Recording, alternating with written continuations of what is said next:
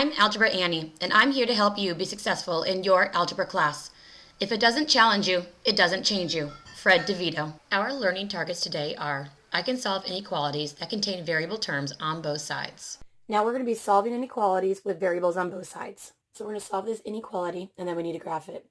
I see that I have letters, I have my variables on both sides. The inequality symbol is what separates your things. I can't have letters on both sides. So I need to pick a side.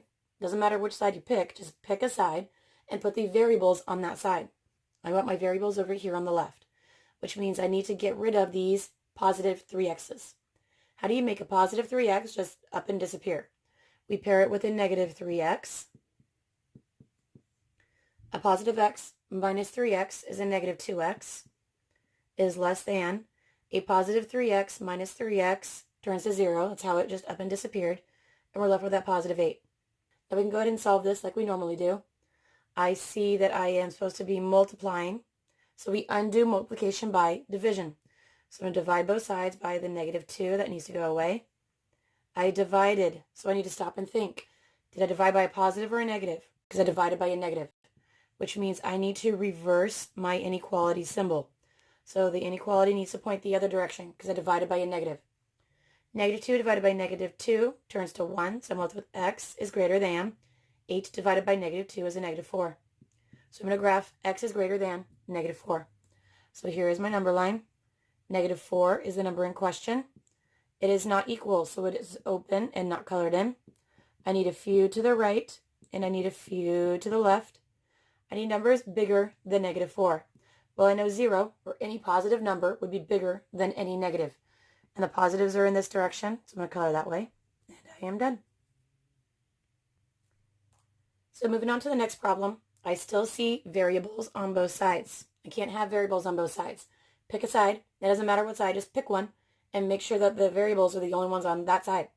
So I want my variables to be on this side, which means somehow I need to make this positive 6x just up and disappear. You make a positive 6x up and disappear by pairing it with a negative 6x. 6x minus 6x turns to 0.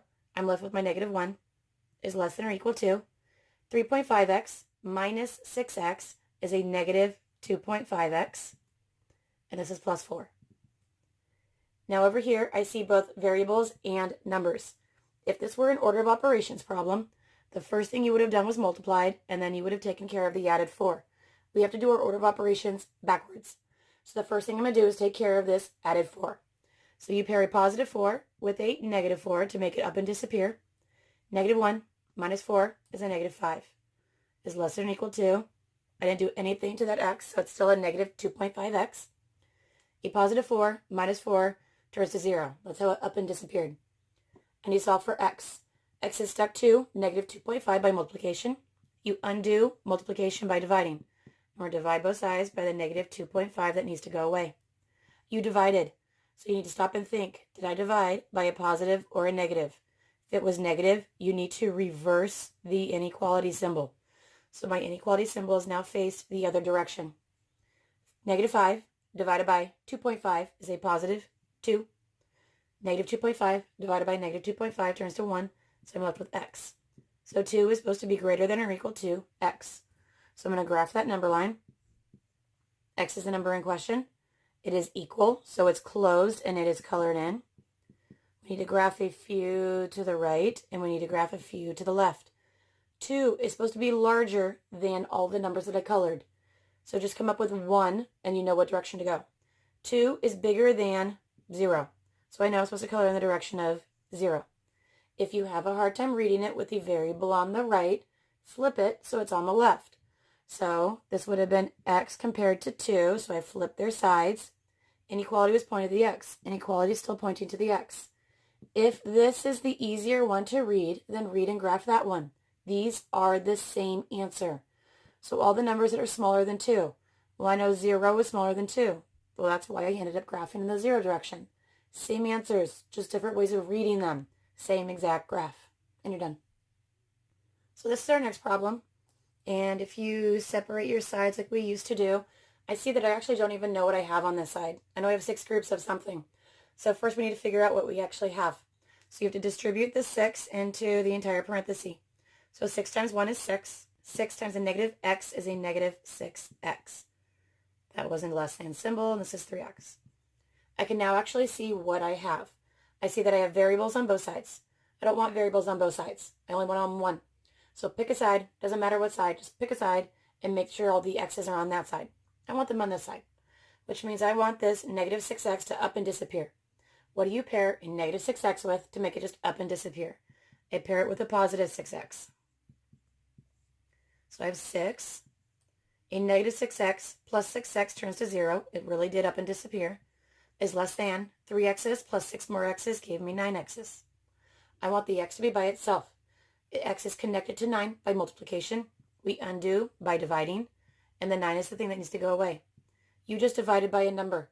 So the first thing we need to think is, what did you divide by? I divided by a positive. If you divide by a positive, then you do not reverse your symbol. So my symbol stayed the exact same. 6 over 9 is just the fraction 6 over 9.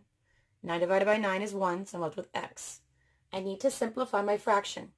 I know that 6 and 9 have a number 3 in common. 6 over 9 can be simplified down to the fraction 2 over 3. This is less than x. So I'm graphing 2/3 is less than x. So here's my number line. 2/3 is the number in question. So if I added 1/3, I would have had 1. Added 1 more third, you would have had 1 1/3. Going backwards, that would have been 1/3. Take another 1/3 away, would have had 0. Not equal, so this is open. 2/3 is supposed to be the smaller of all the numbers. Well, I know 2/3 is smaller than 1. So I need to shade in the direction of 1. If you are the student that doesn't like reading them this direction, you could flip-flop it and read it the other way. So this would have been x being compared to the number 2/3. The inequality was pointing to the 2/3. The inequality is still pointing to the 2/3. Double check to make sure you graphed it right. X is supposed to be bigger than everybody. 101 is bigger than 2/3. We did shade in the direction of 1 because 1 was greater than 2/3. So you graphed it right. You're done. So now we have our next inequality. If you were to keep your both sides separate, you would see that you actually have variables on both sides. I can't have variables on both sides. I only want variables on one side. So pick a side. It doesn't matter what side. Just pick a side and make sure the variables are the only thing on that side. I want them over here, which means I want to pair this negative 0.2 with a positive 0.2x. So I can make sure it just up and disappears. 1.6x plus 0.2x is a 1.8x. Is less than or equal to negative 0.2 plus 0.2x turns to 0. Left with 0.9. I want to solve for x. X is stuck by multiplication, which means we need to divide. The number stuck is 1.8. We said we divided both sides by 1.8. If you divide, you need to stop and think. This was a positive number. Positive numbers do not get reversed, so I am not reversing my symbol at all. So my symbol stayed the same. 1.8 over 1.8 turns to 1.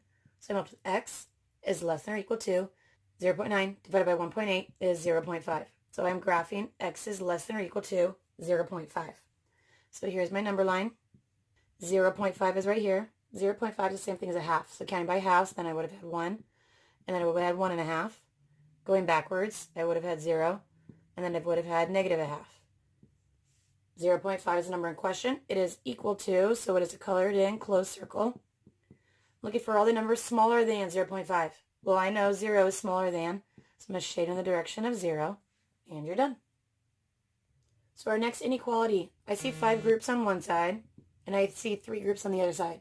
So I actually have no idea what I have on either side because they're still in the groups form. So I need to go ahead and distribute the 5 to everybody in his group. So 5 times 2 is 10.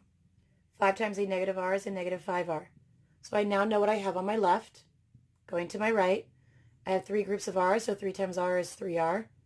3 groups of negative 2 is a negative 6. I now see that I have variables on both sides. I don't want variables on both sides. I want them on one. So pick one side. It doesn't matter who. Just pick one and go with it. I want them over here, which means I want this negative 5r to up and disappear. You pair a negative 5r with a positive 5r, so it would up and disappear. 10. Negative 5r plus 5r is 0.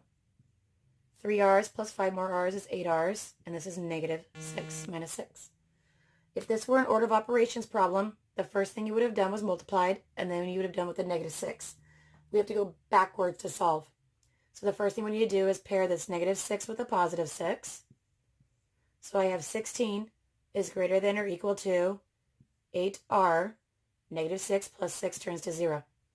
I need to get r by itself. So I'm going to divide both sides by that positive 8.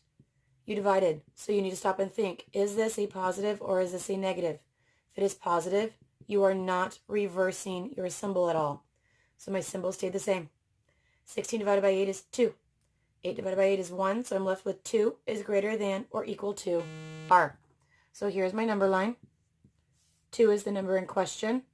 It is equal, so it is a closed, colored-in circle. We need a few on the left, and we need a few on the right. 2 is supposed to be bigger than this number, so pick one number. 2 is bigger than 0, so I know I need to color in the 0 direction. Now, if you have a very hard time reading it in this form, you can change it the other way. So completely reverse the entire problem. So r was being compared to 2.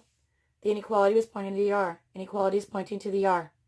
We're looking for all the numbers that are smaller than or equal to 2. Well, I know 0 is smaller than 2. We shaded in the 0 direction. Same exact answer, just one way is different than the other in terms of reading. Same graph. And you're done. Okay, our next inequality. I need to keep my things separate. I see variables on both sides. You can't have variables on both sides. Pick one side and stick with it. So I'm going to pick the side over here, which means this positive x needs to up and disappear. How do you make a positive x up and disappear? You pair it with a negative x. So I'm going to pair both sides with a negative x. If I have one x and I subtract one x, I actually got 0. So positive 5 is greater than or equal to 8x minus an x turns to 0, and positive 3. I'm left with 5 is supposed to be greater than or equal to 3. Is it true? Is 5 actually bigger than 3? It is. This is a true statement. We ran out of variables. There are no letters. Will 5 always be greater than 3? Yes. This is always a true statement. If it is always a true statement, your answer is all real solutions. 5 will always be bigger than 3. So no matter what number for x that you pick, this side, x plus 5, will always be bigger than the side x plus 3. And you're done. Our next problem, if I'm keeping my sides separate, I see that on this side I actually don't even know what I have. I still have two groups of. I need to get rid of the groups so I actually know what I'm dealing with. So if I had two groups of x, 2 times x is 2x. Two groups of 3, 2 times 3 is a positive 6. Is less than 5 plus 2x. I now see that I have variables on both sides. I can't have variables on both sides, so you need to pick a side and stick with that one side. I'm going to have mine on this side, which means I want this positive 2x to up and disappear. To make a positive 2x up and disappear, you pair it with a negative 2x. If I had two x's and I took away those two x's, they turn to 0, and left with a positive 6 is less than 5. A positive 2x minus 2x actually turns to 0. All of my variables disappeared. I'm left with one statement. 6 is smaller than 5. Is it true? Is 6 smaller than 5? It is never true that 6 will be smaller than 5. If this statement is not true and never will be true, that means there is absolutely no way that this statement up here could ever be true. If you can never find a number for x to be, for this to be true, then your answer is no solutions. So if the statement you found will never ever be true, then you will never find an answer. So your answer is no solutions. And you're done. So now we're going to move on to a word problem. The Daily Info, which is a newspaper, it charges a fee of $650 plus $80 per week to run an ad. The People's Paper, which is another newspaper, charges $145 per week. For how many weeks will the total cost of the Daily Info be less expensive than the cost of the People's Paper? So we are going to be comparing two items. So we're going to be comparing, on this side, I want to compare the Daily Info. And on this side of my inequality, I want to compare the People's Paper. So your Daily Info. The Daily Info said that they first charge a $650 fee. And then they charge $80 for every week. So every $80 is for every single week that you are getting the ad in the paper. The People's Paper does not charge a flat rate. It just charges $145 for every week that you want it. we want to know for how long will the daily info be less expensive. So when will this be the cheaper option? If it is cheaper, he's smaller. Inequality symbol points towards the smaller. If he's cheaper, he cannot be equal to. So this is our symbol. So now we need to figure out how many weeks, what is W, where this statement will be true. So I'm going to erase these. This is the statement we're trying to solve for now.